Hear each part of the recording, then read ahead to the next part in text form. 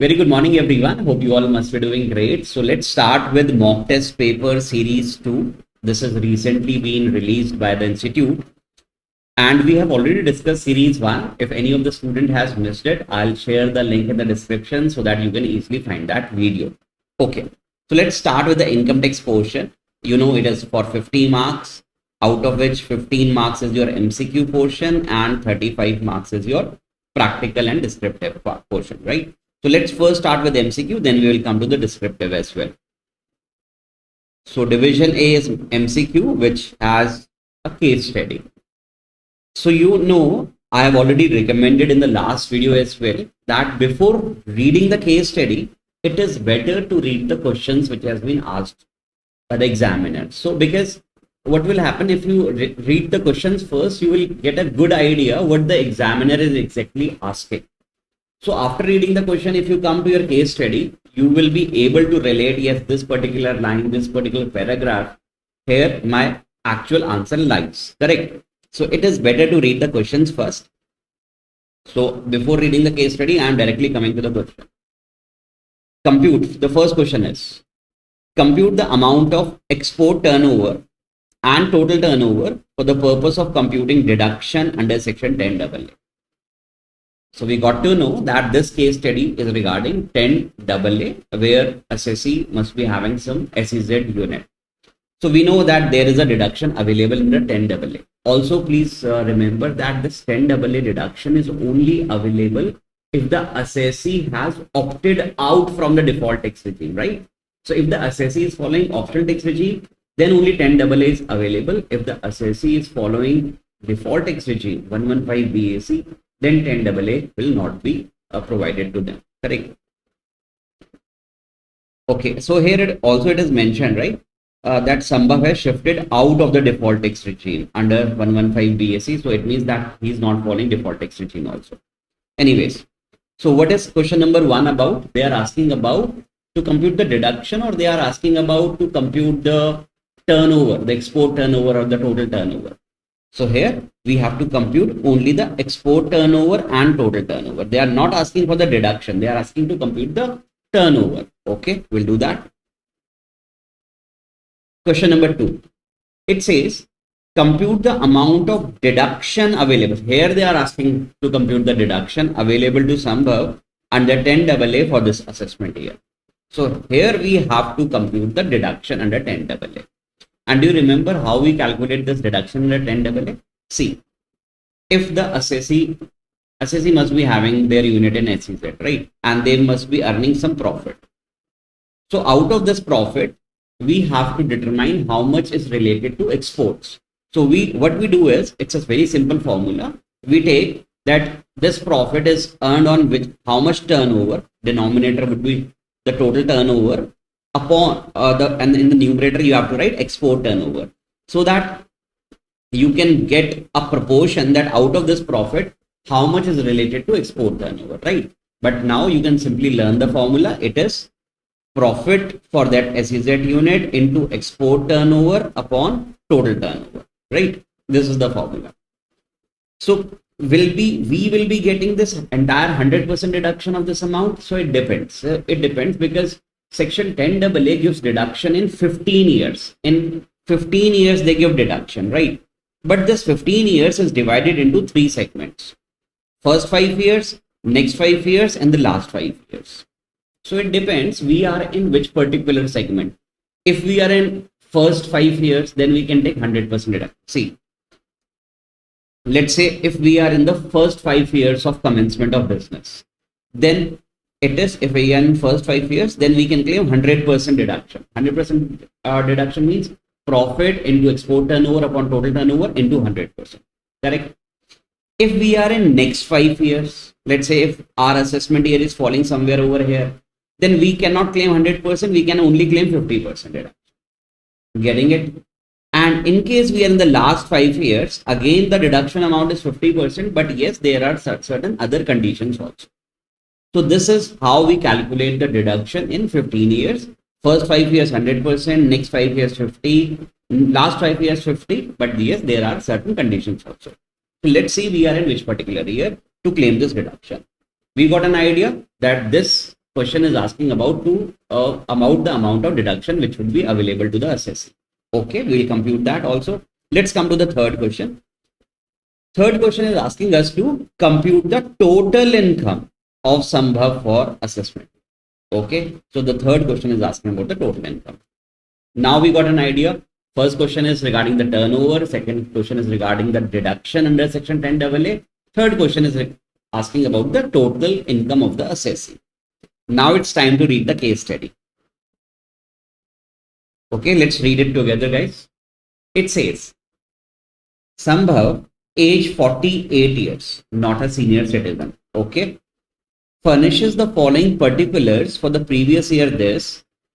Our previous year, you understand, this is 23-24. Okay. In respect of an industrial undertaking established in SEZ in March 18. So we understand that this case study is regarding SEZ unit. So they have established an industrial undertaking in March 18. Okay. It began manufacturing in April 18. See, this particular line is in fact very important for us, because we start our period, that 15 years period will be started from the year in which we have started our production, we have started our manufacturing. So we started our manufacturing, although the undertaking was established in March 18, but what is important, that from when we have started the commencement, from when we have started the manufacturing. So this is April 18. Okay. So let's find out, because we have to find out the deduction for this previous year, 23-24. This is our previous year, right? So let us find out, first of all, that in which segment we are. We are in first 5 year segment, we are in next 5, or we are in last 5. Let's find out this first. So tell me, in which year, what would be the first year? April 18 means previous year 18-19. Okay. So the first year is previous year 18-19. And for which year we have to compute the deduction? Sir, this is our previous year 23-24. Okay. So let us count the number of years from here. It would be 19, first, 20, 21, 22, 23, 24. Guys, I believe that this is the 6th year. Okay, I'll show you. This is the first year, got it? Second year would be 19-20, 20-21, 21-22, 22-23. See, 5 years ended on in this year, previous year 22-23, and this is our 6th year. So we got this idea that we are in the second segment of 5 years, that this is the 6th year. So it means that we will be getting 50% deduction, not 100%, 50% deduction. Okay, got it. Now it says they are giving us the information regarding the amount of the turnover. The total sales is 85 lakh. Export sales is 45 lakh. Okay, first question was asking about to compute the export sales and total sales. So it seems to be 85 and 45. Okay, let's read it further. Domestic sales is 40 lakh. Profit from the above undertaking is 20 lakh. So this is the profit. We understand how much would be the deduction. We know the formula: profit of the undertaking into export turnover upon total turnover. And because we are in 6th year, so it would be 50%, right? If we would have been anywhere in the first 5 years, this would have been 100%, but now it would be 50%. So this is the formula. This is the amount of deduction under section 10AA. So let's read it further. Export sales for financial year 23-24 includes freight and insurance of 5 lakh. Okay.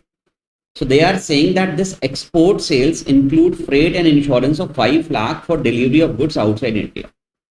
We understand that if you read section 10AA, it says that turnover does not include any freight charges. It does not include any insurance charges. It does not include any telecommunication or other charges, right? It should not form part of the turnover. Not only export turnover, it is not even a turnover. It is not a turnover. So they have already mentioned that this export sales include this 5 lakh rupees. Actually, this is not a turnover. So what we have to do is we have to deduct it from the turnover. So from which turnover we will be deducting it? Export sales, right? So this will become 40 lakh. That's it. Or from anywhere else also we have to deduct 5 lakh rupees. One more. Where? From total sales also. Because if it is included in export sale, obviously it would have been included in total sales also. So we have to deduct. Please remember, don't make a mistake that you are only deducting it from export sales. Please. Because if it is a part of export sales, definitely it would have been wrongly become part of total sales also. So you have to deduct it from here as well, from the total sales also. So it will become 80 lakh. Right. Okay, so now my total sales is 80 lakh. It is not 85. It is export sale is not 45. It is 40. Okay, so export sales is 40 lakh. So why they have given this particular line? Proceeds received in India by 30/9/2024. Which date it is? Do you remember? Okay, I'll explain this to you. See, in section 10AA, we consider only that export sale which is received in India within 6 months from the end of the previous year. Should I repeat? While giving deduction under section 10AA, we take only such export turnover into consideration which is received in India. It should be received in India. Either you have received in the received during the previous year, that is fine. Even we are giving you sometime extra 6 months. So whatever is received within 6 months from the end of the previous year, that only we have to take. So that is the reason they have given this date. See, our previous year is 23/24. It will end on 31st March 24. Got it? It will, the last day for this year is 31st March 24.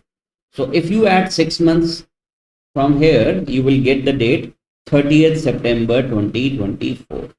That is the reason they have given this date. So they have already mentioned that proceeds received in India by this date, that this is the amount which we have received, so we are okay with it. We don't have to do anything else. But let's say, if in exams, if you get a question that export sales is 50 lakh, but out of this 50 lakh, up to this particular date, we have received only 45 and 5 lakh we have not received it. So you don't have to there take this amount. You will consider only your export sales as 45 lakh. Correct? Okay. Now, the next paragraph says he receives rent of. Now they are telling us about other income, because you remember in the third question they are asking about to compute the total income. So assessee has profits from this undertaking, PGBP, and assessee is receiving rent also. There is something about interest also written over here, and they are now saying that he has shifted out from the default tax. Okay, so from this particular paragraph itself, we can answer our first two questions, right? Because this was regarding 10AA. First two questions were regarding 10AA. And till this paragraph, only 10AA information is available. From here, there is other income information is available, house property, IFOS, etc. Okay. So first of all, they are asking us to compute the export turnover and the total turnover. So what should I mention? Is it 45 or 85? No, it is 40 and 80, right? So first option is not correct. It is not 45/85. It is 40/80. 40/80, 45/80, 40/85. B is the correct answer. Got it? So B is our correct answer. Now, second is easy now for us because we are in the first 5 years or in the next 5 years. We are in the next 5 years. We are in 6th year. So we know that the deduction under section 10AA,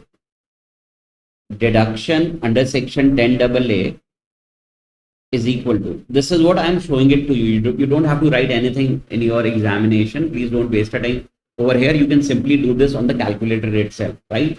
This is right now I'm writing it to explain it to you. Got it?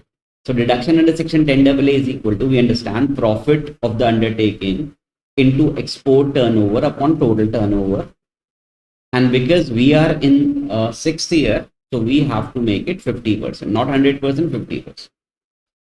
So now we know export turnover is 40, total turnover is 80, right? Should we take 45/85 or 40 or 80? 40 or 80.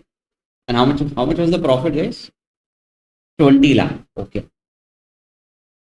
So you can easily calculate now. The profit is 20 lakh. Export turnover is 40. Total turnover is 80 into 50%. So this would be 2, this would be 10 into 50%. It would be 5 lakh. So our deduction under section 10AA would be 5 lakh. If you want, you can note it down as of now. But in examinations, I would recommend you to please just use your calculator and you can do this. Okay. So what would, which option is correct? D is correct, 5 lakh rupees.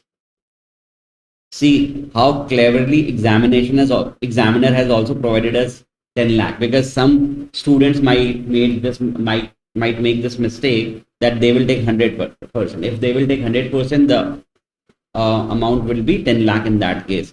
So this is again, examiner has given us an option, but that is not a correct option. Okay, now they are asking us about to compute the total income of some. So we understand this assessee has PGBP income, right? How much PGBP income he has? He has profit from this undertaking 20 lakh. But yes, there is a deduction also 10AA of 5 lakh rupees. Okay. Any other income he has? Yes, sir. We have. Just read that that paragraph properly once again. So we know that he has house property income also. He has income from other sources also. So he received rent of rupees 30,000 per month for commercial property let out to Akash, a salaried individual. So what he has done is he has let out his commercial property to someone. So, for how much rental amount? It is 30,000 per month. So they have not mentioned it for how many months it has been let out. So we will safely assume it is for 12 months. So 30,000 into 12, 3,60,000. First of all, tell me, is it house property income? Sir, actually, it will come under house property, but it is not exactly house property income. This is the actual rent received or receivable. So first we have to compute the GAV, because how do you compute your house property income? First you have to compute GAV, then you have to deduct municipal taxes paid, you will get your NAV. From NAV, you will give deductions. There are two deductions under house property, 24A, 24B. Even if you don't remember the section number, that is fine enough, but you should know the provisions. So from NAV, we will give 30%. 24A says 30% standard deduction of NAV. 24B says that if there is any loan, then interest also can be deducted. Correct. So this is this the house property income computed? No, it is just rental income. So if anything is not if something is not mentioned regarding expected rent, about municipal valuation, standard rent, then we assume that the actual rent itself is GAV. So my GAV would be 30,000 into 12. It would be 3,60,000. They have not mentioned anything about municipal taxes paid, so we will have to ignore it. This will become again NAV. The same will become NAV, and 24A deduction, 30% standard deduction. It would be you can calculate 30%, how much it would be, whatever it is. 24B, there is no interest on borrowings also, so only 24A deduction. That is, you have to deduct 30%, and remaining 70% will become house property income. Got it? Everything you can do, if you are good enough with your concepts, you can do itself on your calculator itself, right? Okay. So this person has house property income also, and PGBP income was 20 lakh, and there is a deduction also. So as of now, I am showing this to you, but you have to do it very fast. You have to do it very fast. Don't be so fast that if anything is missed. No, it should not be at the cost of missing anything, right? But yes, I would request you to please maintain a good speed from the very beginning. Please maintain a very good speed from the very beginning, right? So as of now, I'm showing it to you. So this person has house property income also. This person has PGBP income also. And there was something about interest also. So we understand there is IFOS as well, right?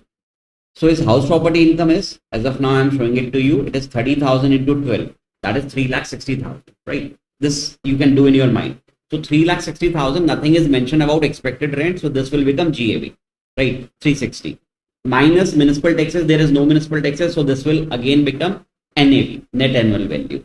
And 3,60,000 is my NAV. 24A, anyways, we have to give it, right? So 30% of NAV you have to provide. And there is nothing which is mentioned regarding interest on borrowing, right? So we have to ignore 24B. So I can simply, from 3,60,000, I can simply deduct 30% out of it. That will become my house property income. So this is what I want from you, that please do the entire house property calculation on the calculator itself. Getting it? So what you have to do is I'll simply pressing 30,000 into 12, got it, minus 30%. I know why I did minus 30%, because I know this is GAV. Nothing is there is nothing mentioned regarding municipal taxes paid. So we got the NAV. From NAV we have to deduct 30%, right? Just 30%. So it is giving me 2,52,000. Got it? How you can do it in a more time efficient manner? Getting it? Okay, 252. How much is the PGBP? So 20 lakh is the profit from the investment taking, but 5 lakh is the deduction also, right? 5 lakh you have to give the deduction. So instead of giving a deduction right here, you can give the deduction once you calculate your GTI. So either if you would like to subtract 5 lakh from 20 lakh, you can do it right here also. But I would suggest please do this when you will be computing your GTI. After computing your GTI, you can give the deduction. See, if this is my GTI, then you can give a deduction of 10 AA after that. So how much is the PGBP? 20 lakh rupees. And we understand 10 AA deduction would be how much? 5 lakh rupees is the deduction available. We have already completed. Okay, what else? We are calculating the total income, because third question is asking about to calculate the total income. So we have, he earned interest on saving bank account. IFOS income, how much? 15,000 rupees. And this person is following optional tax regime. So you know that there is a deduction of 80 TTA, right? 80 TTA. What does 80 TTA says? That if the assessee is not a senior citizen, okay, this person is not a senior citizen, because we understand if assessee would have been a senior citizen, then we have another deduction TTB, right? But here TTB will not be applicable. Here TTA will be applicable over here. We can claim a deduction of 80 TTA. First of all, assessee is not opting for default tax regime. They have opted out. Second, we understand that whenever assessee earns saving bank account interest, then we can give a deduction of 80 TTA. Maximum limit of 80 TTA is how much? 10,000 rupees, right? 10,000 is the maximum limit. So this person is earning 15,000. It will become IFOS income, but then we will give a deduction of 80 TTA also. If the person would have been following default tax regime, then there would not be any TTA, right? Okay. And the last line says interest on post office saving is also 7,000. Again, this from this we can also give TTA, but actually here itself the amount is 15,000, so everything would be exhausted. But so how much is his IFOS income, sir? 15,000 plus 7,000, 22,000 is the IFOS income. Is it? Here you can make a mistake. Some students can make a mistake over here. See, if you remember about post office saving interest.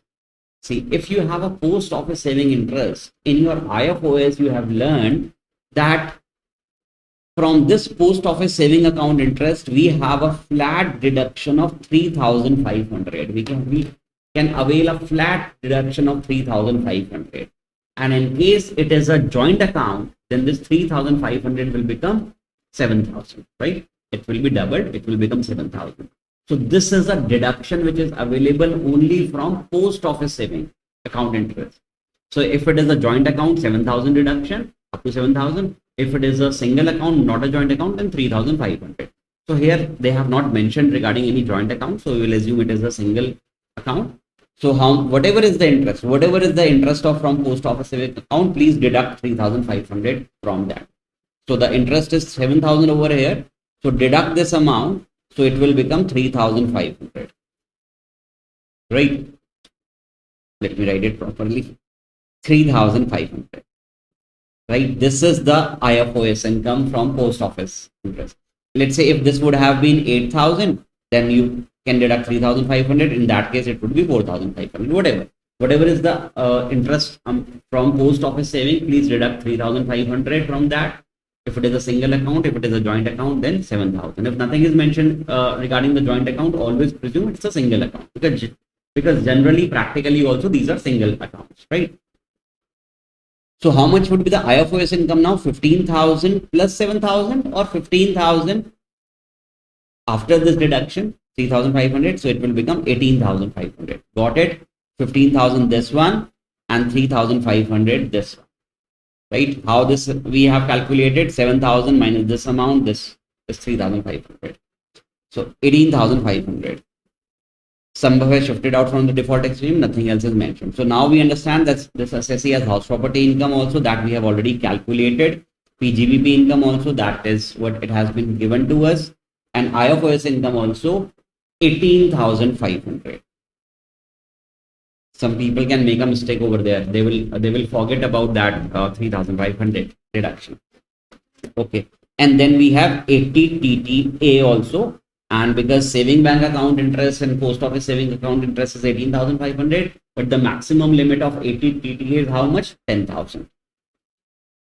Are you able to recall these concepts?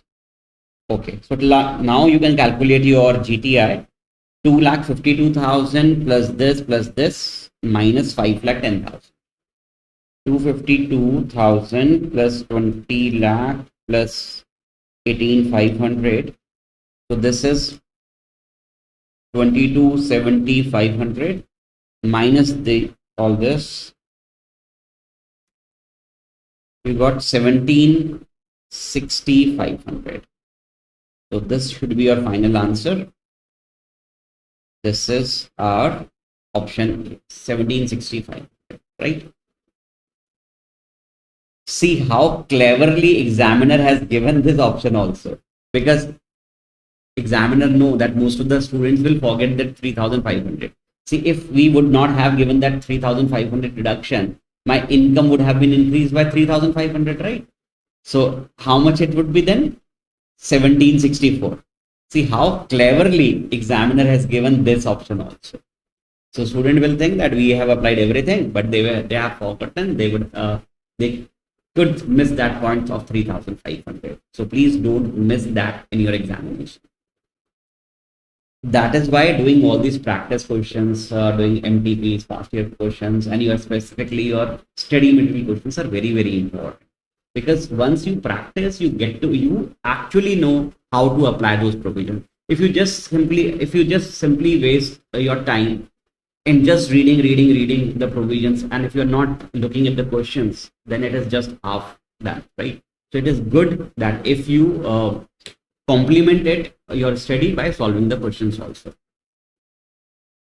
Okay, and don't worry, I'll be solving all the questions, most of the questions with you. There are some practice sessions also available, and I'll be posting some more videos on practice sessions. So please keep on watching those. Okay, so this is my first case study now. Now come to the next case study, question number 2. Again, should I read the case study or should I read the questions first? Sir, read the questions first. Okay, very good. The first question says, what is Mr. Anshul's residential status for the assessment year 24-25? The first question is regarding the residential status. Don't look at the options as of now. Just get a rough idea what the examiner is asking. So in the first question, they are asking about the residential status. Okay, very good. Second, what are his taxable perquisites for this assessment year? So this question seems to be a salary question. That is the reason they are asking about taxable perquisite. Do we need to calculate the entire salary income, all allowances? No. Here only perquisites, and that too taxable perquisites. Okay, we'll do that. Third, what is the income chargeable under the head salaries in the hands of Anshul for this assessment year? So here they are asking about the entire salary income, right? Gross salary or the salary income? Salary income. It means that from gross salary, we have to give deductions also, which are there under section 16. So we understand that that standard deduction of 50,000 is available in both the regime, whether you are following optional tax regime or you are following default tax regime. 50,000 deduction is always available in both the regimes. But we have two other deductions also under section 16. You understand? If the assessee is a government employee, then entertainment allowance deduction also is there. And also for all other employees, we have tax on employment, professional tax deduction also. But these two deductions, entertainment allowance deduction and professional tax deduction, is only available under optional tax regime, not under default tax regime. But standard deduction is available in both the scenarios. Okay. I believe that you are able to recall these provisions. Now we know that there are three questions. One is regarding the residential status, second is regarding taxable perquisite, third is regarding the salary income. Okay. Now it's time to read your case study. It says, Anshul, age 54 years. Okay. Senior citizen, no. He's an Indian citizen, correct? Is working as an assistant manager in ABC India Limited. He's not a government employee. He's working with some company, ABC India Limited. Okay. He is getting basic salary of 58,000 per month. So we got an idea because in the third question, they are asking about the salary income. So once we will be calculating the salary income, we need this amount, 58,000 per month. And if nothing is mentioned, we will always presume that he has worked for the entire 12 months. So we will multiply it by 12. Okay. He used to travel frequently out of India for his office work. Again, a very important line. They are saying that he used to travel for his office work outside India, right? We understand because first question is asking about the residential status. Now we know that to compute the residential status, first we have to apply the basic conditions. And if the assessee satisfy either one of them, then this assessee individual will become resident, correct? What are the basic conditions? So we understand first basic condition is if the assessee is there in India for 182 days or more during the previous year. Okay. What is the second basic condition? It says that the assessee should be in India for 60 days or more during the previous year, plus 365 days or more in the last preceding 4 years. Okay. Now we know the two basic conditions. And we also know that there are certain exceptions where we ignore the second condition, we only see the first condition. We don't see that 60 days condition, we only see 182 days condition. And one of the exception is there that if an Indian citizen who goes outside India for employment purpose, then we don't see the second condition. We ignore the second condition, we only see 182 days condition. Correct? So, is this person is coming under that particular exception? The answer is no. Why? He is not going outside India for employment. He has his employment within India. His Indian company is sending him abroad, right? They used to send him abroad for official purpose. So can we apply both the conditions here? Yes, because this person is not coming under that exception. That exception says if you go outside to get the employment, you have some foreign employer, then in that case, the second condition is not applicable. That comes under exception. But in this question, see, he used to travel frequently out of India for his office work. So his company used to send him there. So we can apply both the conditions. Got it? He left India from Delhi airport on 5th October 2023. Okay, so he went outside on 5th October.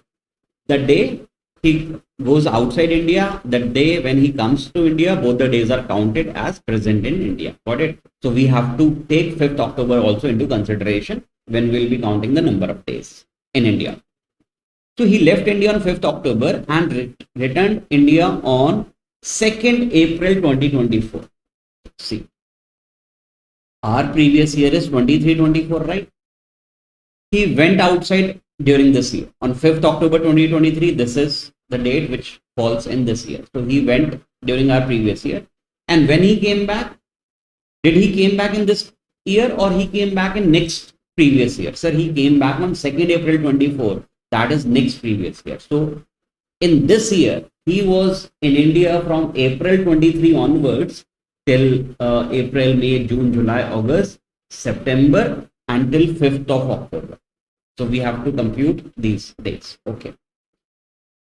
Let us compute these days. Okay. So in this previous year, 23-24, he was here in April 23, May, June, July, August, September and October also.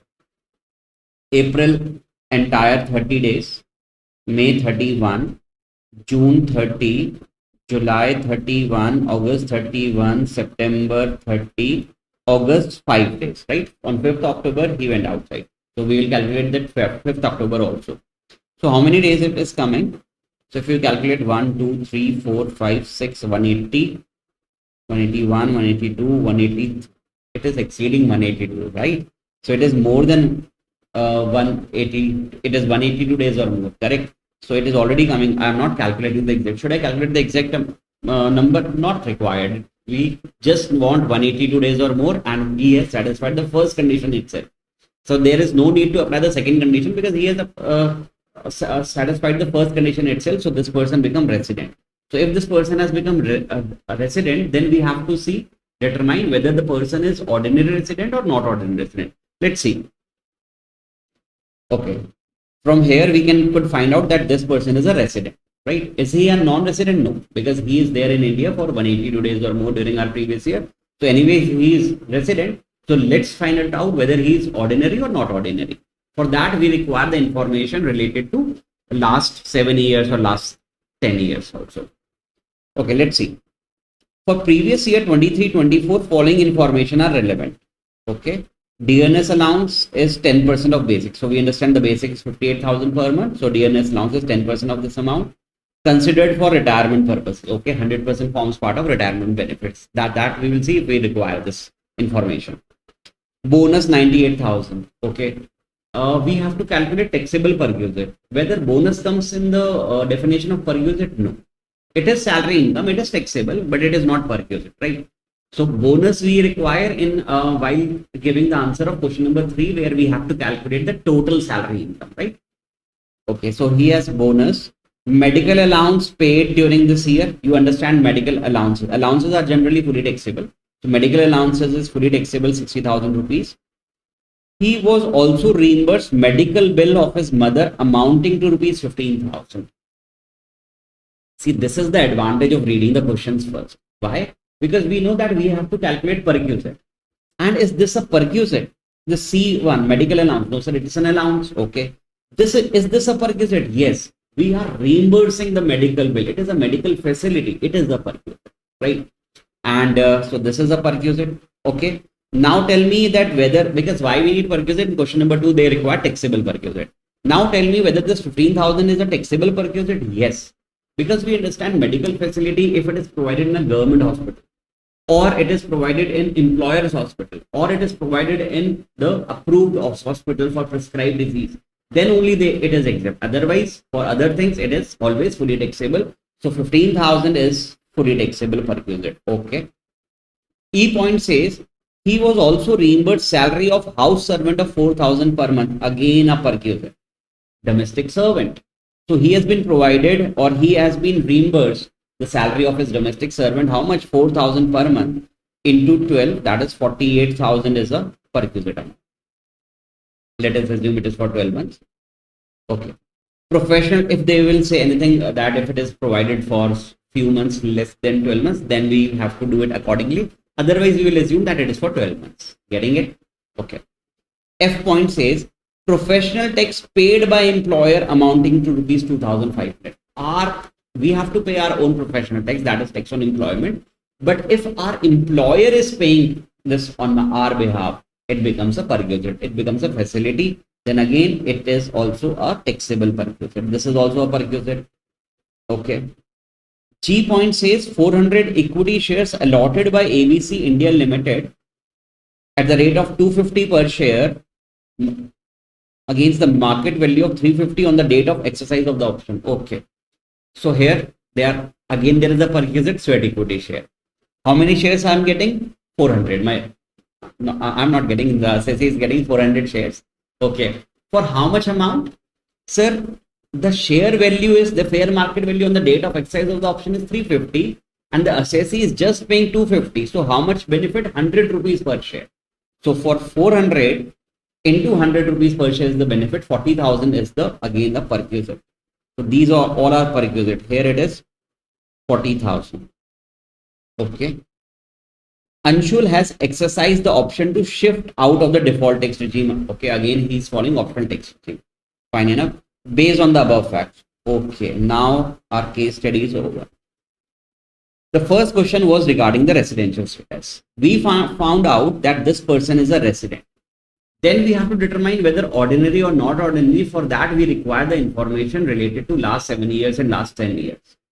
And nothing is mentioned over here. Right? Nothing is mentioned over here.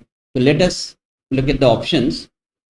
First option says that Anshul is resident but can't determine resident and ordinary resident or resident but not ordinary resident from the given information. This answer seems to be correct because we know that the person is a resident, but we could not determine that whether he is ordinary or not ordinary resident. Okay, this seems to be correct.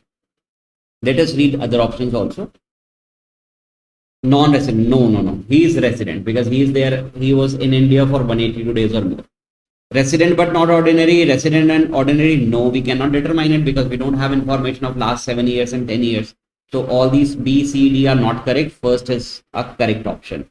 So this person is a resident and we cannot determine the ordinary or not ordinary due to lack of information. Okay.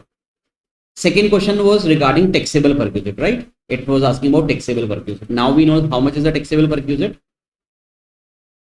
See, 15,000 rupees. So let us calculate this.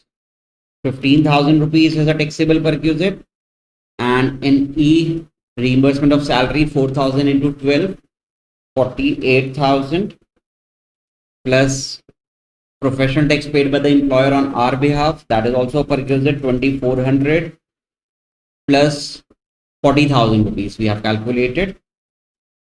So this is coming 1,05,400. Got it? So what I have done is I have taken this 15,000, 48,000, 2,400 and 40,000. This is coming 1,05,400. Let's check it out. 1,05,400, 1,05,400. C is the correct answer. Okay. Now in the last question, they are asking us to calculate the salary income. Okay. So this person has basic salary also, right? This person is earning DA also. And this was, he is having bonus also, right? Any other thing? So we know that he has basic salary, DNS allowance, bonus, medical allowance also. How much? 60,000 per month or 60,000 for the full year? So 60,000 per month is not mentioned. It means for the full year, 60,000. Okay. And now please do not recalculate this D, E, F, G because we have already considered, we have already calculated the entire amount. So please do not waste your time over here because we have already calculated it. Please do not duplicate the things, right? Your each and every minute is important. Each and every second is important. So we have already calculated this amount. So no need to calculate it again. So till here we can calculate. So we have, how much is the basic salary? 58,000. DA is 10% of the basic. 98 and 60. So we have basic salary is 58,000 into 12. How much it will be? This is 58,000 into 12. Please calculate with me, guys. I might make mistake in calculation. DA is 10% of the basic. 100% was forming part, but as of now, we don't require that. How much is forms part? We know that entire DA is taxable. Forming part thing is somewhere required in when if you are calculating HRA, then you require how much DA forms part. If you are calculating gratuity, how much forms part. If you are calculating RPF amount, that then you require how much forms part. So as of now, we don't require that amount. How much forms part of retirement benefits. So as of now, this person is getting 10% of basic as DA. That is taxable. 69,600. 10%. Bonus was how much? 98,000. Yeah, bonus is 98. Medical allowance is 60. Bonus is 98 and medical allowance is 60. And then we have perquisites, right? So instead of duplicating it, I'm simply writing that how much was the taxable perquisite. We have already calculated. It is 1,05,400. Okay. So this is my gross salary, right? This is my gross salary. Let them at plus 10% plus 98,000 plus 60,000 plus 105,400. So I'm getting 10,29,000. Please see if I have made any calculation error. Okay, I believe, let me recheck it once again. Okay, 696. This is what you do in your examination, right? You again keep on rechecking if I have made any mistake or not. Plus 69,600 plus 98,000 plus 60,000 plus 105,400. So this is, yeah, it seems to be correct. 1029. Okay. Is this my salary income? No. Please give deduction. Okay. So first I'll be giving standard deduction, 50,000 rupees, correct? And because the assessee is following optional tax regime, so it means that we have other deductions also. And what other deduction we can give here? Tax on employment. Whether the assessee has paid or his employer has paid, we can claim a deduction. So how much has been paid? 2,400.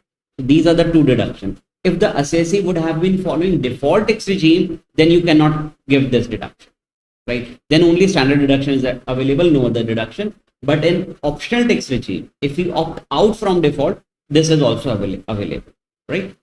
So 400, if you deduct it, I'm getting 976,600. Is there any option? 976,600? Yes, it is. 976,600. Got it? Okay.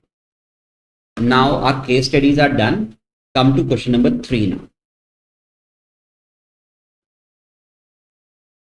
Mr. Ross, an Australian citizen, he's not an Indian citizen, okay, is employed in Indian embassy in Australia. Okay, so this person is an Australian citizen, and where he's working in Australia itself.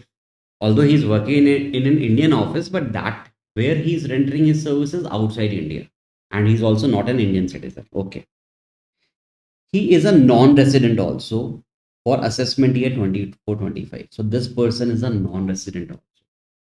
So please tell me if we would be giving him, because he is working with Indian embassy. So of course, Indian government might be paying him salary, some allowances, perquisites, etc. Do you think whether that income is taxable in India or not? The answer is no. Why not?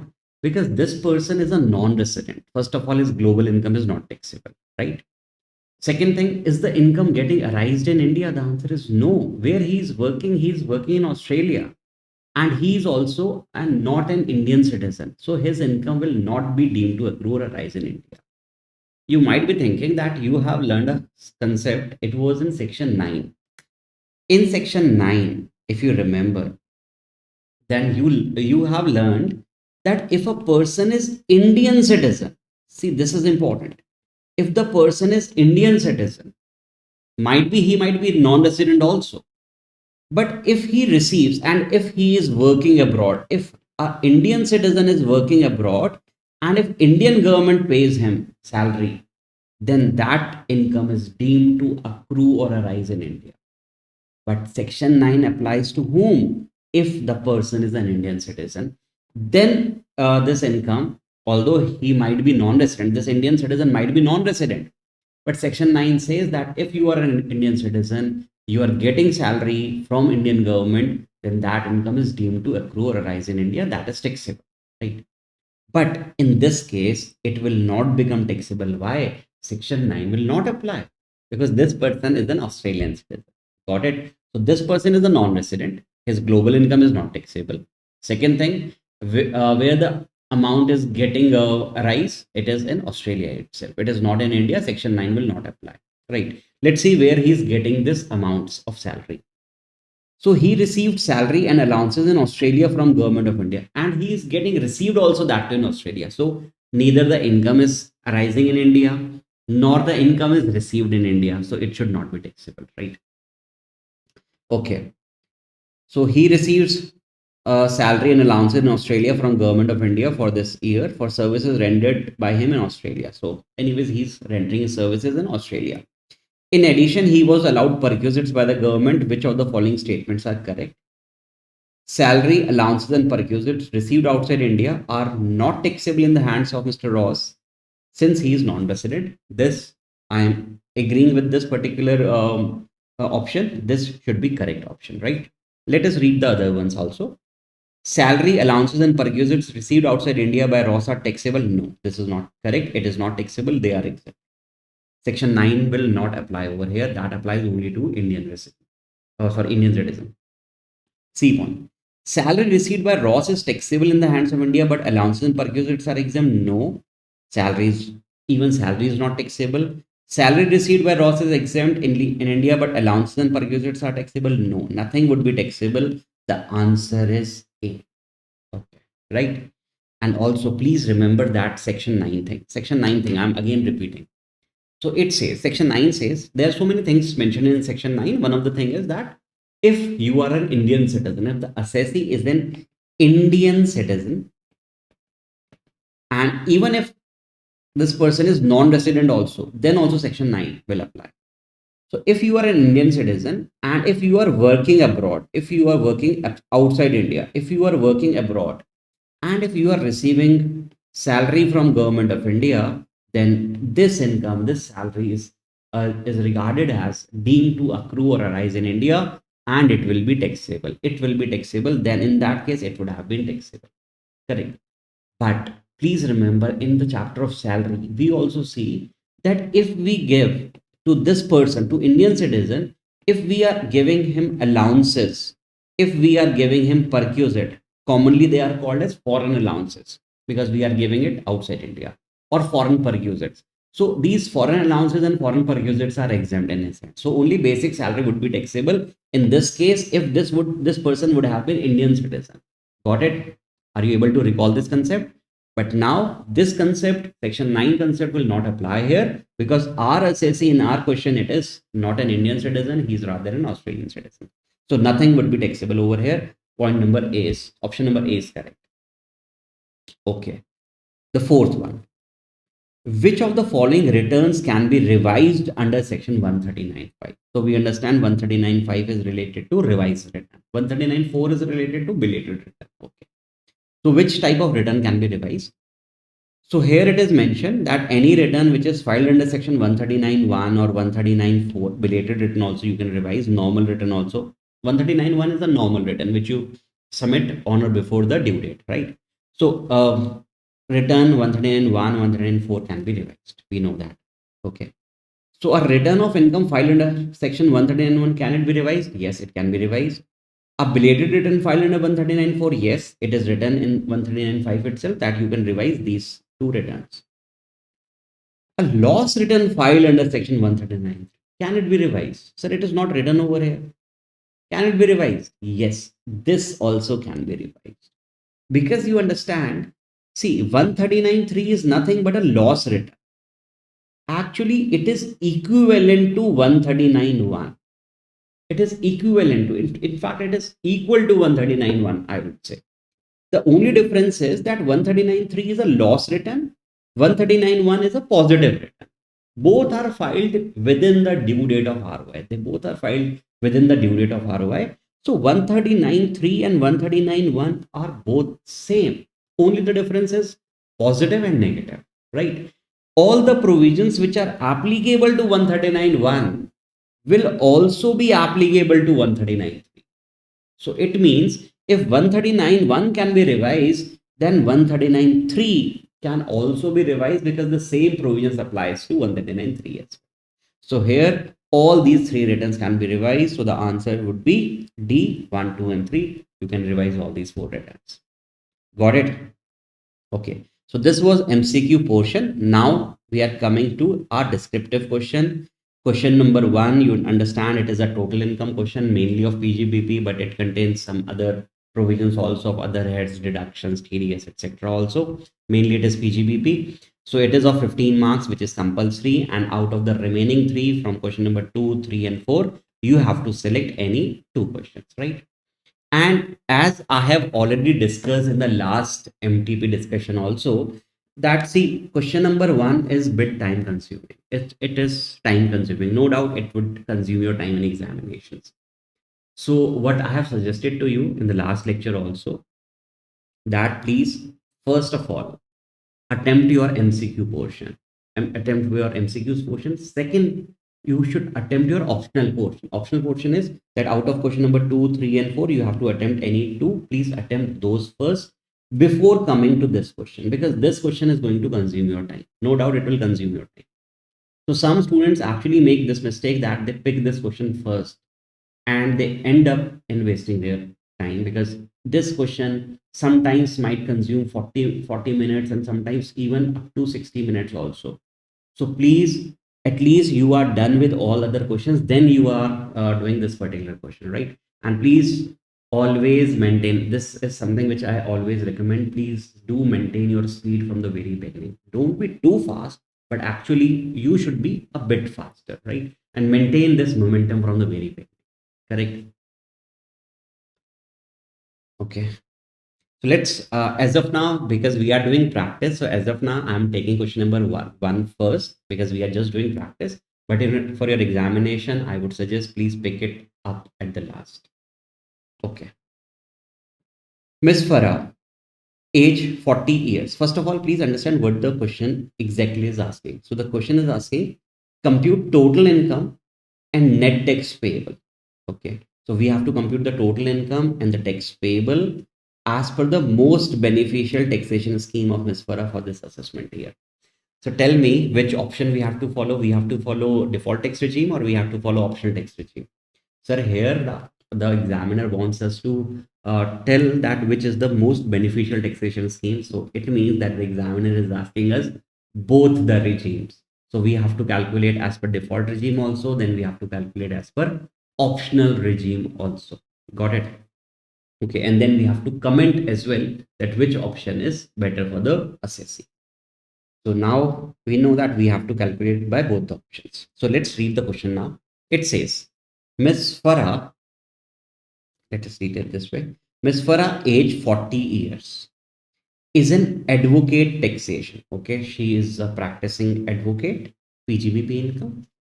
She keeps her books of accounts on accrual basis. So generally we always follow accrual basis.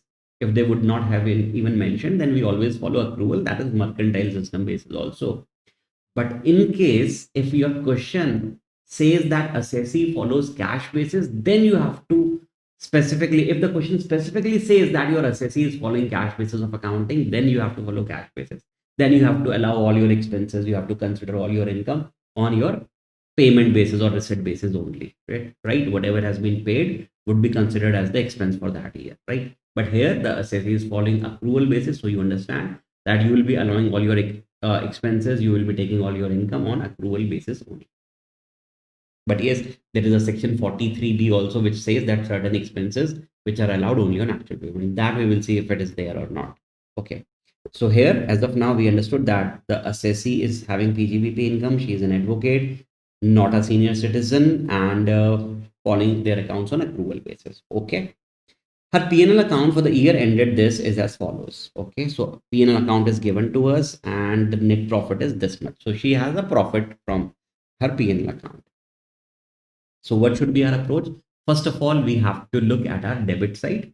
First, we will look at our debit side. And if we see that if there is any expense which is prima facie, we can say that it should not be it should not be allowed. It should be disallowed. So we have to see our expenses first. Then we have to see our income side. And after that, we have to see our information. So let's quickly see our debit side. So let us find out if there is any expense which you can easily say that it should be disallowed. Staff salary can be allowed. It's a business expense, right? It's a business professional expense. Although you don't have to quote, but if you remember, it is allowed under section 37, specifically not covered anywhere in 30 to 36, but it is allowed under section 37. Still, you don't have to quote this section number, but still you should know this, right? So staff salary is allowed. Anyways, if something is mentioned additional information, then we have to work accordingly. Otherwise, prima facie, we can say it is allowed. It's a business expense. Rent, if it is for business, then it is allowed. Administrative expense, again a business expense, no issue with it. Incentive to office staff, yes, you can pay incentives, you can pay bonus, you can pay commission, no problem. This is again allowed. Meeting, seminar, and conferences expenses might be. So this is again a normal business expense. It is professional expense, allowed, no problem. As such, all these expense seems to be okay with me, unless and until if there is anything which is mentioned in the information particularly, then we have to work accordingly. Otherwise, these expenses seems to be correct to me. Okay, this one, purchase of car for official use on 1/7/2023. Okay, she has purchased a car for official use, good enough. But why she has debited this amount? This is the capital expenditure, right? So if she has purchased a car for 3 lakh, you should claim depreciation under section 32. Why you have debited the entire amount? It is not allowed. No, no, no. We are not going to allow this. Instead, we have to provide a depreciation. So what you will do? Sir, we will add it back. We will add it back while computing our PGBP income. We will disallow 3 lakh rupees. And yes, we will be giving depreciation. First of all, tell me what is the depreciation rate on cars? Sir, it is general rate 15%. On plant and machinery, 15% we have to give on cars, right? Is there any other rate also on cars? Tell me. Yes, sir, there is a rate of 30%, but that is only for those assessee who are engaged in hire business, who gives their cars, their vehicles on hire, they are into rental business, they are into transportation business. For them, they can charge depreciation at a rate of 30% on their vehicles, but generally for other businesses, other profession, 15%. So here we have to compute at 15% depreciation rate. Okay. So on 3 lakh, you will apply 15% depreciation. How much it would be? 45,000. Got it? Should it be half or full depreciation? So it depends for how many days it has been used. So if nothing is mentioned in your question, then we always presume that the day on which it is acquired, it is used on the same day itself. That is a universal assumption, correct? So if nothing is mentioned, then we will assume that from 1st July 2023, this has been used. So if you calculate roughly, if you calculate from 1st July, August, September, October, November, December, January, February, March, we have 9 months. 9 into 30, it's much more than 180 days, 270 days, something, right? So anyways, we have to disallow this and we can apply depreciation 15%. That is full, more than 180 days.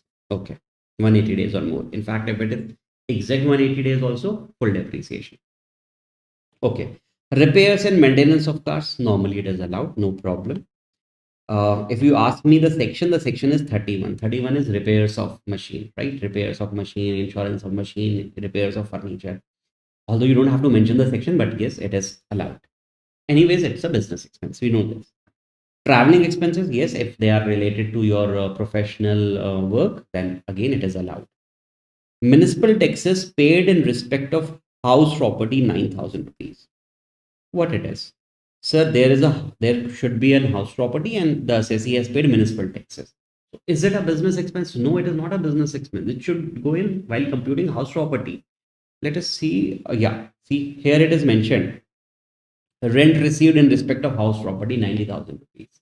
So 90,000 is the rent received. So the assessee has house property income also. So this 9,000 should go while computing your house property income, not in PGBP. So we will say, sorry, why you are here, you will be disallowing these two expenses. Other expenses, we will see what the information is saying to us.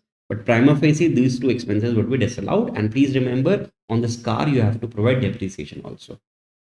Okay, now our expenses side done. Now we are coming on our income side. So you understand, because now you have practiced so many questions regarding total income also. You must have watched the practice sessions also, which I have already posted. I'll be posting some more till your examinations. So we understand that in your income side, if you have credited any income which is related to PGBP, if there is any income which is related to PGBP, then we are okay with it. We have no issues. You can credit those income which is covered under section 28 charging section of PGBP, or they are covered under section 41, that is deemed PGBP income. So we have no issues because that is related to PGBP. But if you have any income here that relates to some other head, let's say it is house property, let's say this one is house property, this should go in house property, right? So if you have any income which is credited which belongs to some other head, so we have to take it out from here. We will say, sorry, you are in incorrect room, you are in wrong room, please go out from here. So we have to subtract it from here while computing your PGBP, and we have to take it to their respective heads. Got it? This is first. Second, if there is any income we find, if there is any income which does not relate to PGBP, why? Because that income might be exempt under section 10.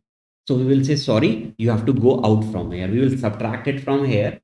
And where we will take it? Nowhere. Why? Because it is exempt income. So you have to look at that income which should go in any other head, or any income which is exempt. So you have to subtract it from your P&L account. So what you will do while computing your PGBP, you have to subtract that income. Okay, so let's see what are the incomes mentioned over here. Fees earned from taxation services. So we understand taxation services, fees received from appeals, consultancy. This is all professional work of an advocate. So this 50, 16, 15, the total is 81. We are okay with it. This is her professional income. Good enough, no problem. Dividend from Indian company 11 lakh rupees. Tell me what it is. This is IFOS income. If you receive dividend, then this is IFOS income. We will say, sorry, you are in incorrect room. You are in wrong room. Please go out from here. So 11 lakh you have to subtract. 11 lakh you have to subtract and please take it to your IFOS. So assessee has PGBP income also, IFOS income also, and here it is house property also. Okay, so 11 lakh should go in IFOS, right? Okay, one more thing is mentioned over here, gross amount. See, it's good that they have mentioned gross amount because you understand whenever you will take it to other head, you have to always take it at the gross level. So anyways, this 11 lakh is already at gross level, so we don't have to do any type of mathematics over here. But in case, if this would have been written net, what does net means? This is after TDS. If this would have been written net, then what would be your computation? What would be your calculation? So, first of all, whatever is mentioned in our PGBP, whatever is mentioned in the P&L account, whether it is gross, whether it is net, subtract it from here. Whatever is mentioned, whether it is gross, whether it is net, subtracted from here while computing your PGBP. Okay. And when you are taking it to other head, let's say in IFOS, and when you are taking it to any other head, let's say IFOS or any other head, please always take it at a gross level. So if it is gross, then you can take it 11 lakh as gross amount. But if it is net, then please do some mathematics. So you understand, let's say on dividend, you know that there is a TDS rate of 10%. So it means that after TDS, we will get the remaining 90%, right? So if it is net written over here, so it means the amount which we have received is just 90%. So how you will make it gross? So simple, sir, whatever is the amount of net amount, we have to divide it by 90 in this case because the TDS was 10. So we have to divide it by 90 into 100, we will get the gross amount. So we have to do the simple mathematics that you already know, right? So as of now, we don't have to do this particular calculation because it is already on gross level. Okay. Next is interest on deposit certificates issued under gold monetization scheme. So gold monetization scheme, something which we do in capital gain chapter also. And we understand the income which we received on this particular bonds or gold monetization scheme. It is exempt income. It is exempt under section 10. So why we have kept it in PGBP, we have to subtract it from here and we should take it to which head? No head. It is an exempt income. So we will not take it to any head. It is an exempt income. Simply subtract it from here. Okay. Honorarium received by valuation of answer paper. Again, it's an IFOS income. Take it out from here and your IFOS. It will go in IFOS. Rent received 90,000. It will go in house property computation. Is it house property income computed or you have to compute? Sir, we have to compute because this is rent received. So this is rent received. So if nothing is mentioned about expected rent, your standard rent valuation, municipal valuation, is nothing is mentioned in the question, then please take this as a GAV. Please take it as a GAV. Subtract if there is any municipal taxes. So in this case, we have municipal taxes of 9,000.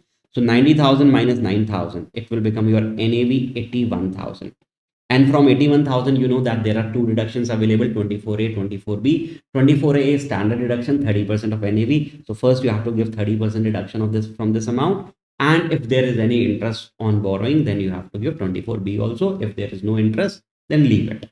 Then just deduct 30%. The remaining amount would be your house property income. Got it? Okay. Now I'm done with my credit side also. And we found that there are certain income which should go in either IFOS or under house property, and some are exempt also. Okay. Now, other information. It says the first point says administrative expenses include 50,000. There were some administrative expenses, right? Yes, there were some. Okay. So it includes 50,000 rupees paid to a tax consultant in cash. Why you have paid in cash? So if you paid any amount which is more than 10,000 rupees in cash, it is not allowed. If you want, you can mention the section number also. The section here is 40 capital A3. Even if you don't mention it, perfectly fine, no problem at all. But please add it back because this is not allowed. You should know that if you are paid, if you don't remember the section number, that is completely fine. That is completely fine, no problem at all. But you should know the provision that if it is more than 10,000 rupees, you are not going to allow it, right?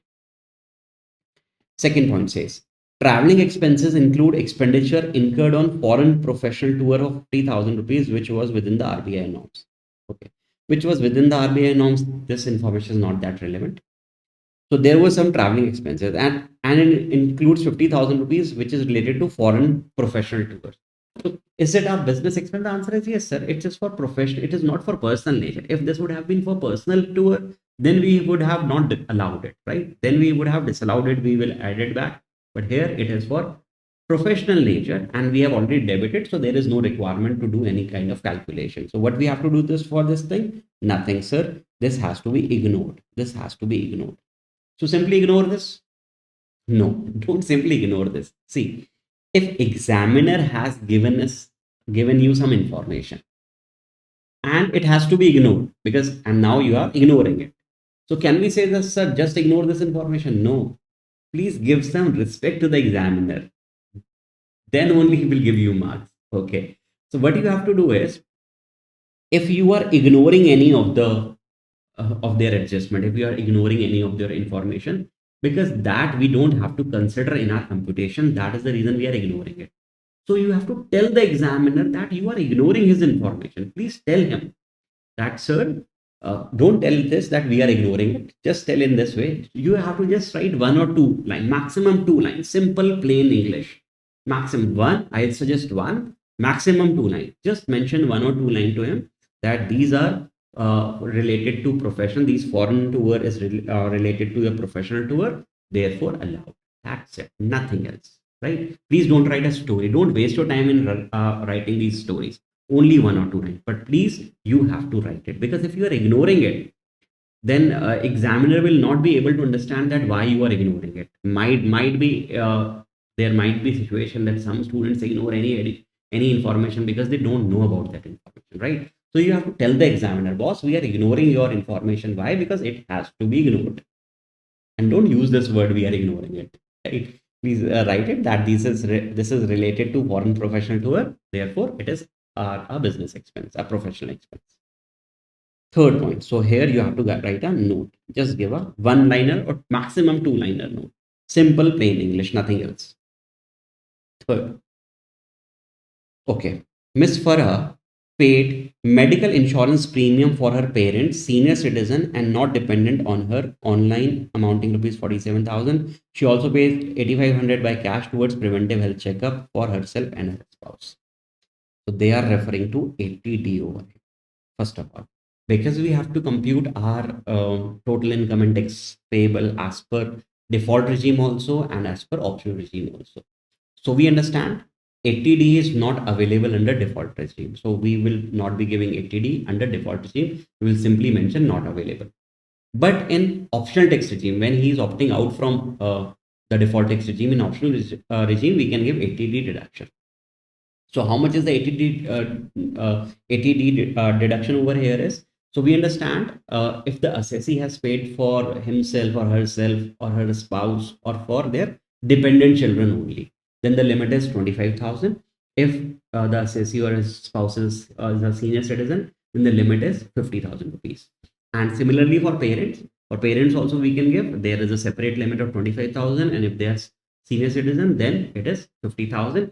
And in this case, in this section 80D, the parents can also be non-dependent parents also. 80D. In 80D, children should be dependent, but parents can either be dependent, non-dependent, both will work over here. And if they are senior citizen, 50,000 limit is allowed. Up to 50,000 is allowed. So here the assessee is incurring 47,000 rupees. So up to 50,000 is allowed. So it means 47,000 is allowed for parents. Even if they are not dependent, no problem at all, allowed 47,000 rupees. And they have also mentioned that it is paid online. So online, we understand whenever you pay health insurance premium, it should not be by way of cash. It should be by any other mode other than cash. So if we have paid online, that is good enough. So we can give 47,000 for parents, and for self, preventive health checkup is allowed. So we have paid in cash, it is allowed. Preventive health checkup is allowed up to rupees 5,000 rupees only, and you can pay it by cash. So here we have paid it 8,500. No, not 8,500. We can allow 5,000 rupees, right? So 47,000 for parents, 5,000 for himself and this herself and the spouse. So it would be 52,000 ATD deduction. That is under default or optional tax regime. Getting it? Okay. Fourth, repairs and maintenance of car. Okay, there were some repairs expenses, right? 35,000. Okay. Although it is allowable expenses. Let's see what they are saying. Repairs and maintenance of the car is for the period from 1st October 23 till 30th September 2024. 12 months, right? It is for a year, but it starts from October 23 and it was till 30th September 2024. See, here the assessee is following their books of accounts on accrual basis or on cash basis. Sir, accrual. First of all, tell me, if the assessee would be following their books of accounts on cash basis, then we have no problem with this information. We can easily allow this because if they have paid during this year and if you are following cash basis, then whatever the expense you have paid, whether they relate to this year or any other year, we are not concerned, because we are only concerned that if you have paid the expense during this particular period. They might relate to some other period, then also we don't have any issue. In cash basis, we allow only on whatever is paid during the year, right? But on accrual basis, we see whatever is due during the year only is allowed. If it is not due during this year, if it relates to some other period, then we are not going to allow it. So here we are following accrual basis. Got it?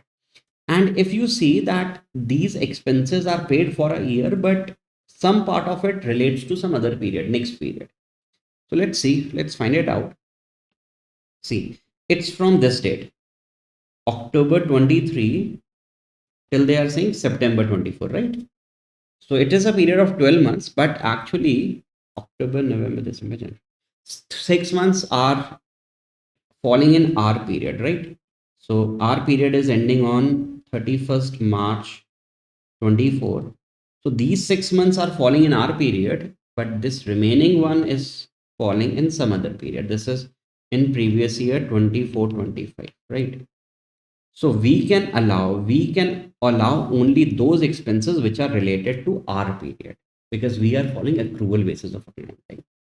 So this is how much is the total expense? 35,000. So 35,000 is for this period, but we have to divide this into 6 months, 6 months. Equal we can divide. So it means that 35 out of 35,000, if I divide it equally, you understand why I'm dividing it equally? Because it is 6 months, 6 months, right? From April till September 24, it's another 6 months. So divided by, I can divide it by 2. So 17,500 is only related to this year, which is due, which is actually due and also paid.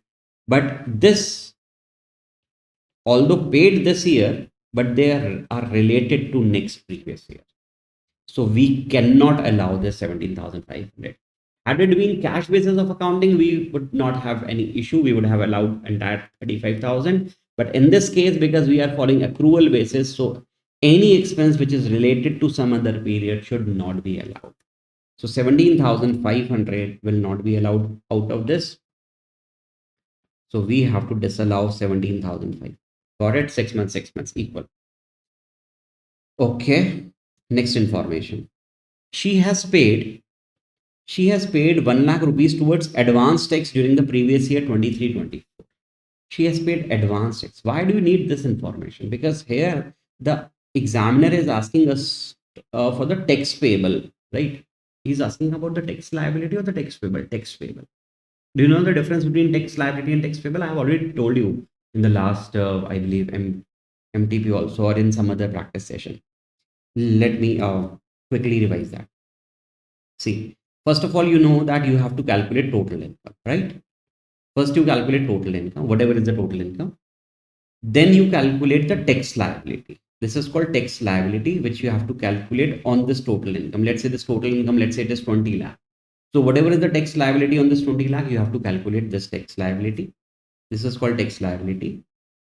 And in case if the assessee has paid something out of this tax liability during the previous year itself, let it be by way of advanced tax, let it be by way of TDS, TCS. So you have to take the credit of, you have to adjust that TDS, TCS which has already been deducted or collected, right? So what you have to do is you have to deduct TDS or TCS which has already been deducted or collected. You have to subtract any advance tax which you have already paid. So let's say your tax liability comes to rupees 2 lakh rupees, and if you have already paid 1.5 lakh rupees, so how much is the tax payable now? 50,000. So this is called tax payable. Whatever is the tax payable which you have to pay, right, which you have to pay now after adjusting all these TDS, TCS, advanced tax amount, right? So this is the difference between tax liability and tax payable. This is tax payable. Tax liability is the total tax on your income. Now, out of the total tax, if you have already paid anything by way of advance tax, or anything has been deducted by way of TDS, and anything has been collected by way of TCS, you have to adjust that amount. You have to take a credit of it, right? Because you have already paid. Then you will say, government, I have my tax liability is 2 lakh, but we have already paid 1.5, right? So we will be paying just the remaining amount. That is called tax payable. So here the examiner is asking you to calculate tax payable. So in this case, first of all, you have to calculate total income, then the tax liability, and then tax payable will come. Okay. So that is the reason this information is given to us. So we have already paid. So first, whatever is the tax liability, first you have to calculate the total income, then the tax liability, and you have to take the credit of advance tax also. Okay. Is there any TDS also? Yes, it was. It is a kind of hidden adjustment, but yes, it was, because you understand that this is a dividend amount which you have received, 11 lakh, and it is a gross, right? Even if this would have been net amount, then you can do that mathematics. But we know that on dividend there is a TDS of 10%, right? If you remember the section number 194. So that section says that if you are paying dividend more than 5,000 rupees, then there would be a TDS implications of 10%. So here, now, although because this is a gross amount, so I can directly calculate. So 10% of 11 lakh is how much? 1 lakh 10,000 rupees is also a TDS here. So it's a kind of hidden adjustment. Please take the credit of this as well. So whatever is the tax liability, please take the credit of TDS of 1 lakh 10,000 and advance tax 1 lakh, and then compute your tax pay. Right. So this is how we will be doing this question. So first of all, I'll suggest please compute your income as per the optional tax regime. Sorry, as per, first calculate it as per the default tax regime. Calculate your income, then your tax liability, then the tax payable, and then compute it by your optional tax regime. And one more very important thing, please do not duplicate the things. Please unnecessarily do not duplicate the things. See, the best thing is that first of all, calculate it by default method. Whatever the GTI you have received by default method, take this GTI as a base. Simply write GTI when you are calculating for optional. Take this GTI as a base. And if there is any difference between, if let's say there is any additional depreciation, there is an, although I don't think that there is any difference over here, might be there is, if there is any difference, because you know that there are some differences. Let's say for outside research, if you have paid, you can get deduction under optional, but not under default regime, right? So what I'll suggest is that whatever the GTI you have computed by default regime, please take it as a base over here. And if there is any adjustment in examination, you will not get more than one or two differences, not more than even two, right? So instead of doing all the calculations again and again, please take GTI as a base, and please, if there is any adjustment, just do that one or two adjustment so that you can easily calculate the GTI as per optional regime also.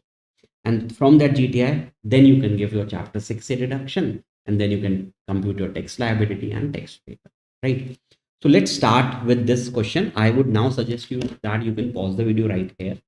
I'm also doing it, but I'll be doing it in a fast forward mode, and you can also watch it side by side. And after that, please compare your answer with my solution, right? So let's start with the question first.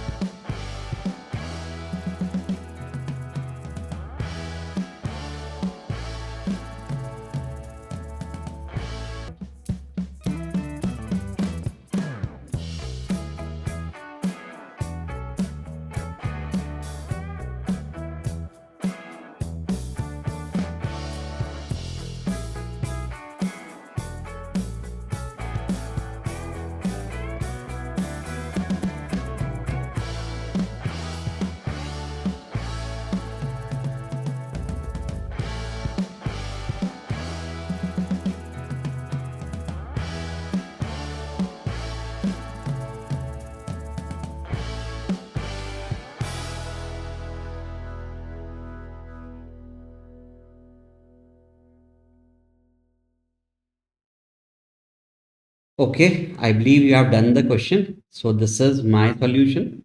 First of all, you have to write the answer number properly on the top of the page. Always start your new answer with a very fresh page. Computation of total income and tax payable of Ms. Farah for this assessment year, and we are following default tax regime first. So I have calculated house property income for PGBP. We have made a working note, and then we have calculated IFRS income. This is our see. It is not necessary that you should make working note for each and every head. See, house property has not taken that much space. House property has just taken 2, 3, 4 lines. So you can do it right here. IFOS again 3 lines, you can take it, you can just do it here. But for PGBP, because there are so many calculations over there, it has taken more than half of the page. If you can see, then you can make a separate note over here. See, if there is a question which is only related to PGP, let's say if there is only one head PGPP, then instead of making a note, then you can calculate the entire PGPP here itself in your main answer. But if you find that there are 2, 3, 4 heads and you have to calculate tax liability, tax payable, all the things, then it is better to make some notes, especially for PGBP and for capital gain, you can make it. Otherwise, for house property IFS, it's not much required. So in the similar way, I have done it. For house property, I have not made any note. For IFOS, I have not made any working note separately. I have shown it, the calculation here itself, right? So you understand how we have calculated this. You already know, we have already discussed. Then deduction under 80D is not available in a default tax regime. This is the total income. And in this total income, we don't have any special income like triple 1A, like 112A. There is no long term, nothing. So we have calculated it at the slab rates itself. So 0 to 3 lakh, 3 to 5, and so on. So this is the amount of tax, then cess, this is a tax liability. We have taken the credit of TDS, TCS, and advance tax, and this is the ultimate tax payable 3,71,000 something, right? And now, because now in the next page, I am again calculating it, but by following optional tax regime. So here I have started with the GTI. The GTI I have taken it, whatever is the GTI which we have calculated in here. I have not mentioned the entire amount. It is 28 lakh. It is 28 lakh 64,200. Whatever the GTI we have calculated in default tax regime, I have taken this as a base here as a starting point. And because there was no adjustments between the default and the optional regime over here, this has actually made my task quite simpler. So I have simply written there is no change in GTI for optional tax regime. So this is the GTI, and then the deduction which would be available under 80D. This is the total income, and now you can calculate the tax because there is no other special income. So you can calculate the tax directly by following the slab rates. So this is how we have done, and the tax payable is coming somewhere about 4,72,410, which is much more than that as per default tax regime. So we have given the advice that it is good to follow the default tax regime over here instead of optional tax regime, right? So I believe that you understood the whole question of this one, answer number one. So rest we will be continuing in our next session. We have to do question number 2, 3, and 4. Although in examination we have to choose any two, but in the next session we will be doing all the three questions, question number 2, 3, and 4. So let's meet in our next discussion. Till then, take care, bye bye, and all the best.